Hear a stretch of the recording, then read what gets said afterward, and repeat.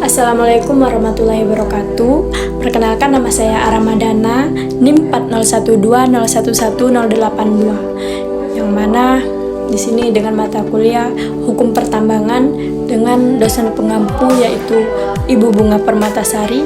Yang mana di sini saya ingin menyampaikan materi yang sudah Ibu berikan kepada kami.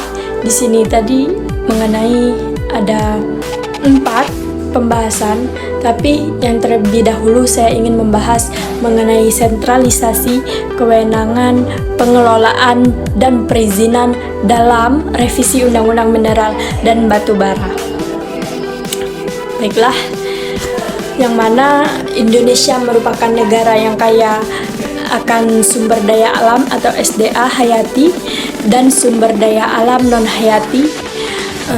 SDA tersebut sebagaimana telah diatur dalam pasal 33 ayat 3 Undang-Undang Dasar Negara Republik Indonesia tahun 1945 yang menyatakan bahwa bumi, air, dan kekayaan alam yang terkandung di dalamnya dikuasai oleh negara dan dipergunakan sebesar-besarnya atas kemakmuran rakyat.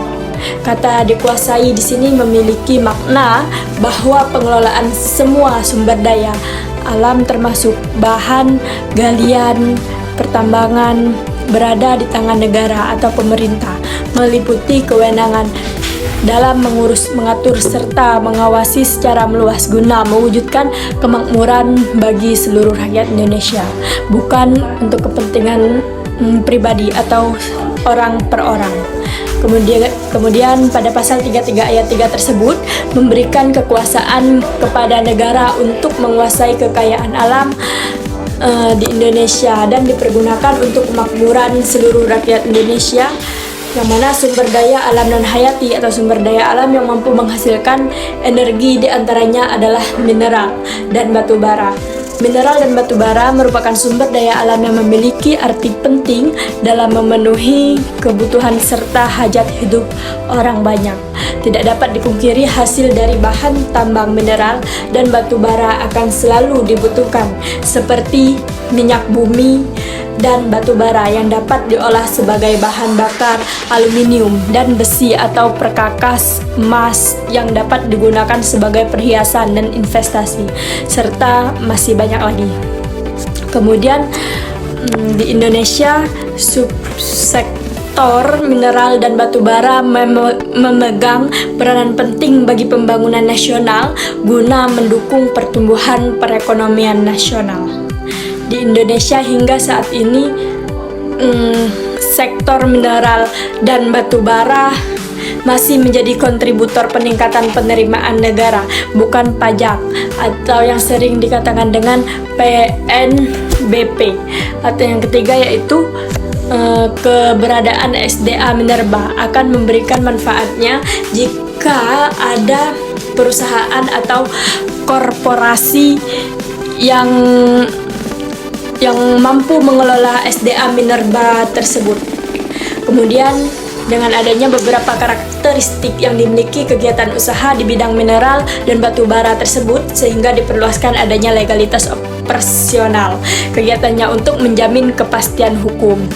Kemudian pada saat itu awal mulanya hak menguasai negara atas mineral dan batu bara dilaksanakan berdasarkan Undang-Undang Nomor 11 Tahun 1967 tentang ketentuan-ketentuan pokok pertambangan. Adanya peraturan tersebut ternyata membuat terlena para pelaku usaha dalam menjalankan usahanya karena adanya beberapa insentif meliputi perlindungan dan jaminan investasi, terbukanya lapangan kerja bagi tenaga kerja asing, insentif di bidang perpajakan, dan berbagai insentif lainnya.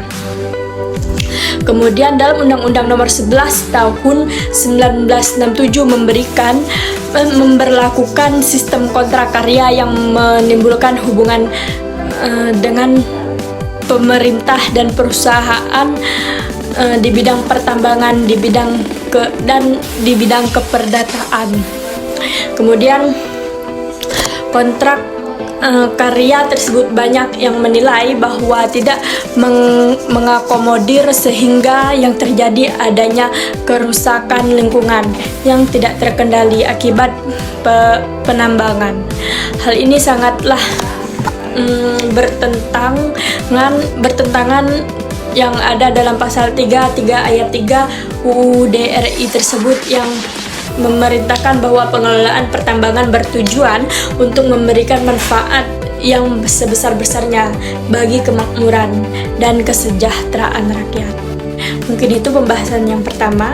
Mengenai materi yang kedua yaitu perbandingan kewenangan pengelolaan dan perizinan pertambangan berdasarkan undang-undang lama dan yang baru. Sebelum membahas mengenai perbandingan pengelolaan dan perizinan pertambangan berdasarkan Undang-Undang Nomor 4 Tahun 2009 tentang pertambangan mineral dan batu bara dengan undang-undang revisinya perlu diketahui bahwa secara historis pengaturan tentang pengelolaan dan perizinan pertambangan ini di Indonesia mempunyai kelanjutan dari hukum pertambangan yang berlaku sebelum kemerdekaan. Jadi awalnya peraturan pertambangan merupakan warisan dari zaman penjajahan Belanda, yakni Indisch Minwetstaatsblad pada 1899 nomor 214 yang diberlakukan berdasarkan pasal 2 Aturan Peralihan Undang-Undang 1945. 13 kemudian di tahun 1906 undang-undang tersebut ditambah dan diubah dengan Mijnoratic atau Ordinasi Pertumbuhan tahun 1906. 14 peraturan Aqua menyatakan bahwa pemerintah mengatur perizinan perminyakan dan pertambangan bahan galian logam, batu bara, batu permata, dan beberapa bahan galian penting. Sedangkan bahan galian yang dianggap kurang penting seperti gamping, pasir, dan lampung perizinannya diatur oleh para penguasa setempat. Berdasarkan Undang-Undang Minerba, bahwa pemerintah daerah baik di tingkat kabupaten atau kota maupun pada tingkat provinsi dapat melakukan penerbitan IUP. Dalam praktiknya seringkali terjadi pertentangan terkait dengan kepemilikan kewenangan dalam penerbitan IUP antara pemerintah provinsi dengan pemerintah kabupaten atau kota. Lahirnya Undang-Undang Nomor 23 Tahun 2014 tentang pemerintah daerah ternyatanya membawa perubahan terhadap pengaturan pemberian IUP di bidang energi dan sumber daya mineral atau sub urusan mineral dan batu bara. Kewenangan hanya menjadi urusan pemerintah pusat dan pemerintah daerah provinsi. Sedangkan untuk daerah kabupaten atau kota tidak memegang lagi kewenangan sama sekali termasuk dalam pemberian IUP sebagaimana yang diamanatkan dalam Undang-Undang Minerba tahun 2009.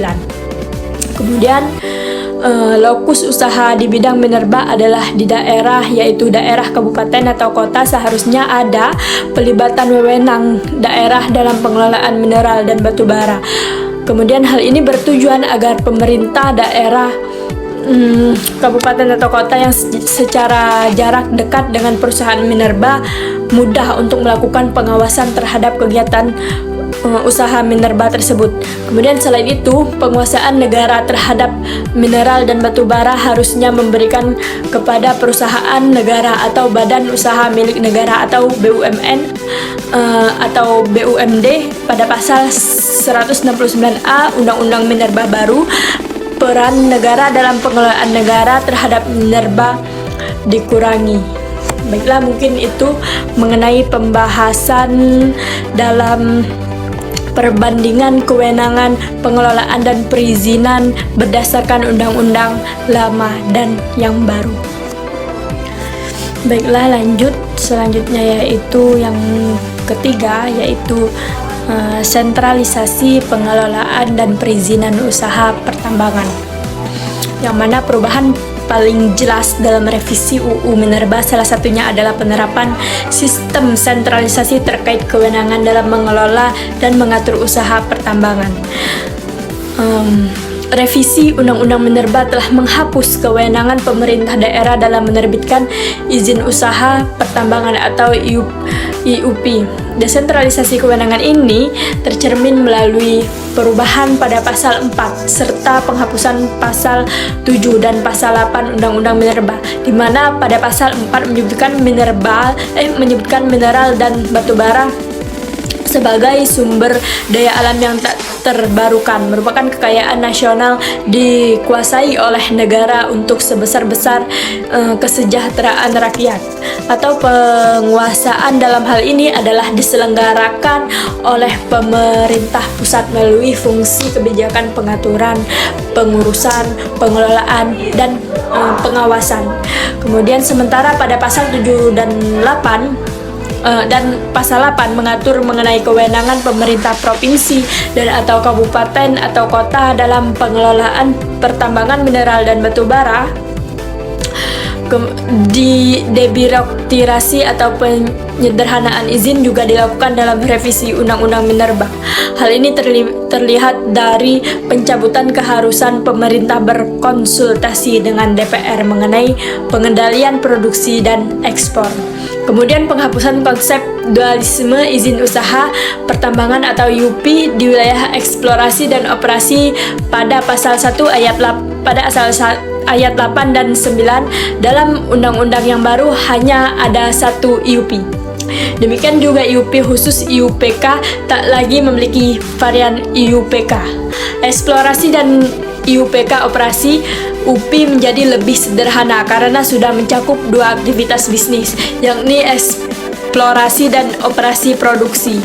Sebelumnya IUP eksplorasi dan operasi produksi dipisahkan sehingga penguasa tambang harus mendaftar 2 kali untuk kedua izin tersebut.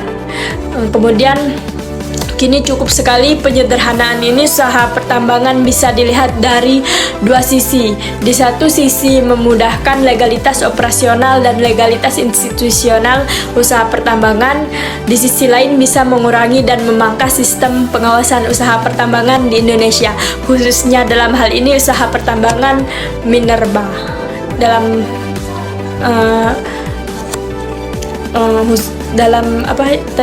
Khususnya pertambangan minerba. Mungkin itu mengenai pembahasan yang ketiga. Ini yang terakhir mengenai peralihan kewenangan pengelolaan dan perizinan pertambangan yang terdapat di revisi Undang-Undang Mineral dan Batu Bara.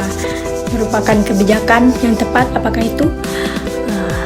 Secara prinsip, pemerintah baik antara pemerintah daerah dan pemerintah pusat maupun sebaliknya harus menerapkan sistem koordinasi dalam setiap pelaksanaan tugas dan tanggung jawabnya masing-masing. Hal ini dikarenakan Indonesia tidak mengenal sistem pemisahan kewenangan, namun yang dianut di Indonesia adalah sistem pembagian kewenangan, termasuk dalam urusan pengelolaan dan perizinan usaha di bidang minerba. Namun faktanya, hari ini dengan adanya revisi terhadap Undang-Undang Mineral dan Batu Bara, rasanya sistem koordinasi dan pembagian kekuasaan tersebut sudah tidak lagi ada. Hal ini terlihat dari adanya peralihan pengelolaan dan perizinan pertambangan ke pemerintah pusat untuk mewujudkan nilai-nilai Pancasila dalam hal-hal pengelolaan kekayaan alam non-hayati, yakni di sektor pertambangan, subsektor mineral dan batu bara. Adanya peralihan kewenangan perizinan dapat berakibat kepada gubernur untuk wajib menyerahkan dokumen perizinan yang telah diterbitkan untuk diperbarui oleh Menteri Energi dan Sumber Daya Mineral atau Menteri ESDM. Atau lebih lanjut, RUU Minerba hanya memberikan wewenang untuk mencabut IUP atau IUP khusus kepada Menteri ESDM dan tidak lagi kepada pemerintah daerah seperti dalam Undang-Undang Minerba 2009. Kemudian secara sosiologis, pelimpahan wewenang dalam pengelolaan dan perizinan usaha pertambangan ditakutkan akan merugikan daerah kabupaten atau kota yang hanya diberikan kewenangan untuk izin pembebasan lahan izin lingkungan. Hal ini karena masih besarnya persentase resiko kerusakan yang akan dialami daerah akibat kegiatan pasca tambang, karena hingga saat ini banyak daerah di Indonesia yang masih menjadi lokasi pertambangan atau yang pernah menjadi lokasi pertambangan memberikan kerugian terhadap lingkungan di sekitarnya. Mungkin itu pembahasan yang terakhir, dan di sini saya akan menguraikan kesimpulan terkait materi yang sudah saya bahas keempat tadi. Yang terakhir mengenai kesimpulan dari pembahasan yang sudah saya sebutkan keempat tadi. Baiklah, di sini berdasarkan hasil penelitian diketahui bahwa perbandingan kewenangan pengelolaan dan perizinan pertambangan berdasarkan Undang-Undang Nomor 4 Tahun 2009 tentang pertambangan mineral dan batu bara dengan undang-undang revisinya, yaitu pengembilalihan sebagian besar kewenangan untuk mengatur dan mengelola mineral dan batu bara kepada pemerintah pusat, termasuk di dalamnya berkaitan dengan penerbitan IUP. Revisi terhadap Undang-Undang Minerba merupakan bentuk langkah penyederhanaan perihal perizinan usaha pertambangan. Namun, dikhawatirkan kebijakan yang memudahkan pelaku usaha ini menyebabkan makin banyaknya kerusakan lingkungan yang ditimbulkan akibat aktivitas usaha pertambangan. Walaupun memang daerah diberikan 0,5% dari hasil kegiatan pertambangan, hal ini tidak sebanding dengan besarnya resiko kerusakan yang terjadi, baik lingkungan sosial maupun ekonomi yang akan dialami pasca tambang tersebut. Karena tidak ada jaminan bahwa perusahaan sebagai pelaku usaha akan menata kembali kondisi alam seperti semula ini. Kebijakan di bidang mineral dan batu bara tersebut mempunyai tujuan yang baik, namun perlu disiasati dengan sistem pengawasan yang baik. Hal ini bertujuan agar pelaksanaan kebijakan tersebut bisa berjalan sesuai tujuan yang ingin dicapai, yaitu penyederhanaan perizinan pertambangan. Mungkin sekian materi yang bisa saya sampaikan. Saya sampaikan, apabila terdapat kesalahan kata, saya mohon maaf. Saya hanya manusia biasa dan yang tidak luput dari kesalahan dan dosa. Baiklah, saya akhiri. Billahi fisabilihaq, fastabiqul khairat. Wassalamualaikum warahmatullahi wabarakatuh. Sekian dan terima kasih.